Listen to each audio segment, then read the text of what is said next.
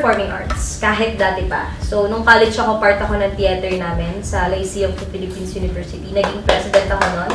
And, wow, wala naman ako. Ay, hindi ko Lyceum mo sa inyo? Hindi po. Wala ako meron. Nag-play lang sa Lyceum. Oo, Lyceum. Ayun, so part ako ng theater ng Lyceum and then nagkaroon kasi ng competition si UP, which is yung organization nila doon, UP Piccola Italia. And intercollegiate yun. So parang maraming university ang invite nila para sumali. So ang magkakalaban is per university. And then nung time na yun, since ako yung president, parang kailangan ng school namin na magkaroon ng representative. So, no choice. Ako yung pinili. Pero that time, hindi ko pa alam kung ano yung spoken word poetry nung time na yun. Kasi medyo umiingay pa lang siya noon and ang pinaka nagpaingay talaga ng si Juan Miguel Severo. He's really good. Tapos, nung naisip ko na, ano ba to? Ano ba tong tula na to? Pinanood ko siya.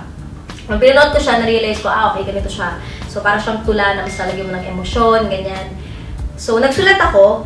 And then, nung time na yun kasi ay election time. Kailangan kasi sa competition na yon gamitin ang tema ng 7 deadly sins. Tapos naisip ko na i-incorporate yung tema na yon sa election. So, ginamit ko yung katakawan, hindi sa pagkain, kundi sa kayamanan, yung pagiging gahaman. So, I think yun yung naging edge ko kasi timely. Tapos, yung first ever competition na spoken word poetry yung sinalihan ko, yun din yung first champion ko. Tapos nagtuloy-tuloy.